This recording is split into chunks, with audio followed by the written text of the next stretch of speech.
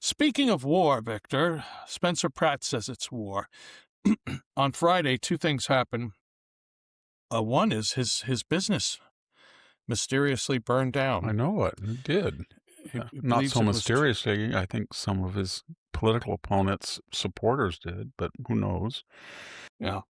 But he also put out a concession video. I'm going to read this now. This is from Red State. And after Karen Bass, this is, watch it, they'll wish the mail ballot fraud scheme to elevate Rahman had never taken place. Pratt says he's moving on from the campaign phase of his mission to save Los Angeles to the next, more interesting phase, reminding people that his goal wasn't to become mayor, but to expose the corrupt machine, and that he's laser focused on just that. Do you think they can really get rid of me that easily, says Pratt. Hey, morons, I didn't get into this for political power. I got into this to expose the corrupt machine. Nothing's changed.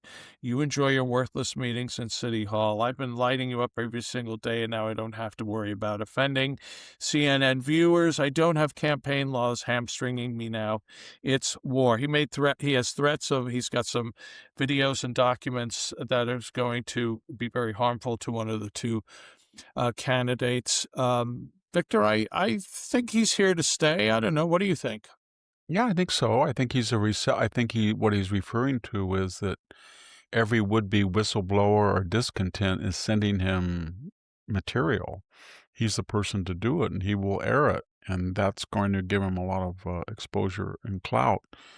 But I mean, when you run for office in Los Angeles or California in general, what he's basically saying, the subtext is it so hard to say that if you want to be a voter, then you don't just go to get a building permit or apply for disability and give your name and they mail it to it. You just register to vote.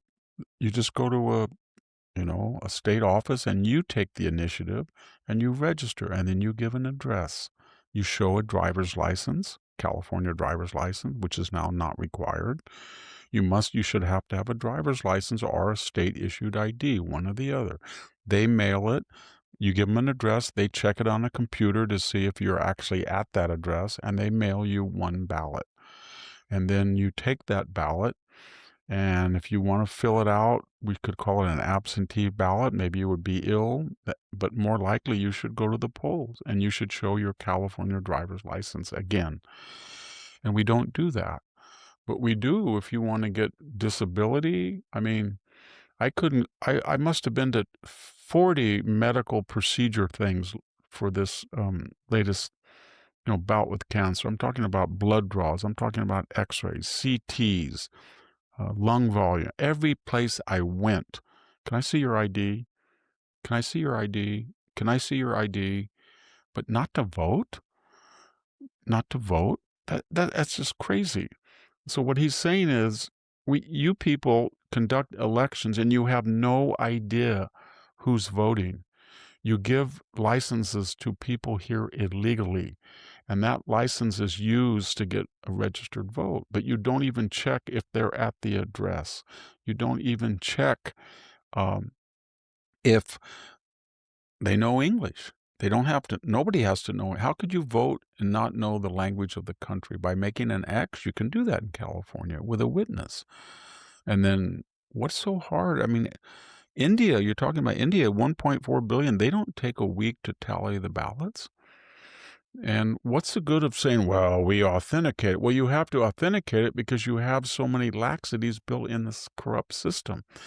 And even then, when you did that in the 2024 election, you only rejected 0.09 of the ballots. So you're not really auditing them. You're letting them go right by you. So I think the election exposed kind of a, California reached critical mass at that point. People said to themselves, this state is dysfunctional. It can't conduct honest, transparent elections with readily tabulated votes. Nobody trusts it anymore. It has no confidence of the population. And we understand what's happening. 300,000 to 500,000 people are leaving a year that are taxpayers in the middle and upper middle class brackets. When they go, then we have more entitlements and more people come into the state, either legally or illegally, that are impoverished and there's less and less money to pay for more and more people that want federal, state, local help in California. And Well, therefore, we're going to do what? We're going to raise the gas tax. We're going to raise the income tax. We're going to raise the property tax. And then more people are going to go. And then more people are going to come in to get more. And that's where we're in a doom loop. And it's not going to get better. It's going to be it is a third world country. It's falling apart. And when you add $250 billion of fraud and stolen monies, and I must say, trying to be as objective as I can, I've been following that story, and I would conservatively suggest that the names that are in the paper, online pictures, I would say of the people who've been arrested, 60 to 75% are immigrants. So yeah, that's not a good look.